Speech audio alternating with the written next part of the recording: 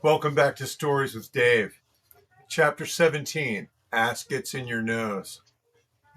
The police finally caught up with the Reverend Judge Reverend Goolsby, later that same day. Found him walking along Buffalo Valley Turnpike, headed back in the general direction of Cokeville.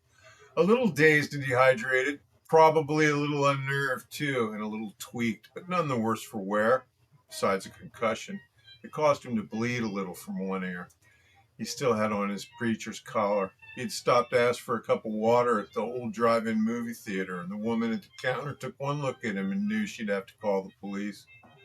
His suit was all tore up and dusty, and a trickle of dry blood had stained his collar below his left ear. "Mister, do you need help?" she said. "I don't mean no offense, to be honest, but you look like you done been run hard to put up wet." "I'm fine, sister," he said, "but I thank you anyways." When Officer Throckmorton clipped the cuffs to him and mashed him into the back seat of the cruiser, he read him his Miranda rights and informed him of the reason for his arrest. "Intent to do what now?" Reverend Judge Goolsby said.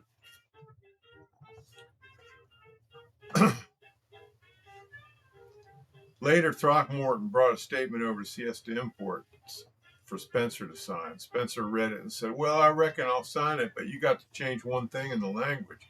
"What's that?" "Hokey Pokey wasn't a dildo store, Tommy. We sold marital aids and adult novelties."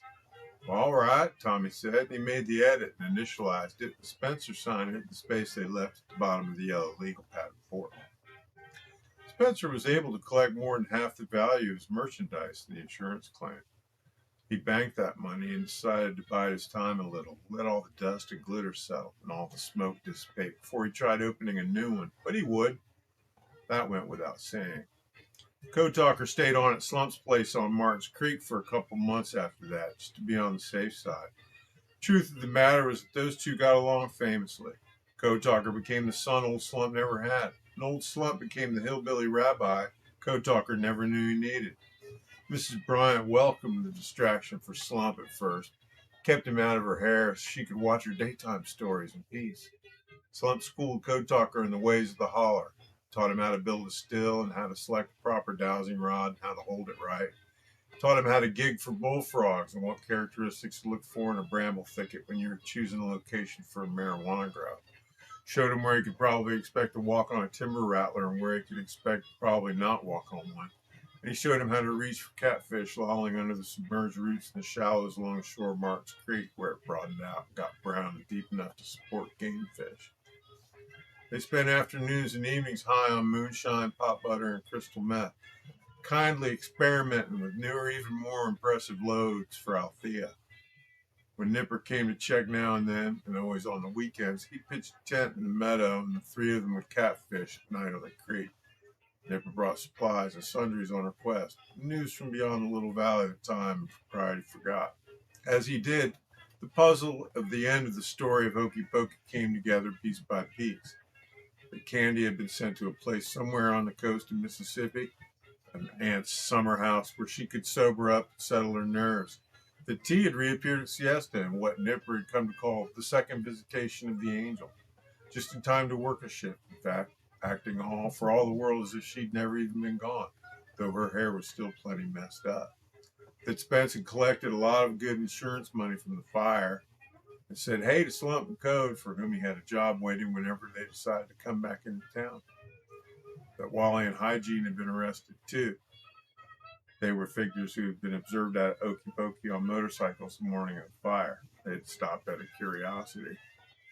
Then one day, Nipper added the final pieces to the puzzle, difficult, hard to fit pieces of the story of Hokey Pokey, the essential detailed ones, and the frustrating monochrome background ones too, which had all come courtesy of Cotton's brother Billy, who just got out of a medium stretch in county for writing bad checks. He told it like this. "Well, I seen him bring Judge in, or the Reverend Goolsby, whatever he is, charged him with intent to manufacture." "Do what?" "Well, supposedly he also had a suggestive photo booth picture of a Millennium girl he was messing with. She was every bit of 16. Anyhow, where was I? I seen him bring in the judge. You know, he's the one who sent me on that stretch brushy way back. Sent a lot of other fellers up too. So it was kind of a homecoming for that old boy. Didn't take them fellers in there long neither. When he seen I was fixing to get out, he asked to talk to me too. Said, "Man, Billy, for my little girl's sake, don't tell nobody they turned me to a bitch in here." Sure did. In county, most fellers get all the way before they lose their virginity, but not old Judge Goolsby. He might have liked it a little too. We could hear him just moaning at night. Anyhow, I reckon that got to him, psychological like. They caught Wally and Hygiene not long after that. Same day. They got him for intent too. Wally come out of the checkout at Walmart with a baster, a can of acetone, a can of Coleman Fuel, 12 boxes of matchbooks, 3 family packs of Sudafed, and a bottle of hydrogen peroxide. Hell, he didn't even try to mix it up none, you know? He could have thrown him some graham crackers in there, some diapers or something, sort of mix it up, but no. Don't you know Cookville's finest was just waiting outside the front door, too.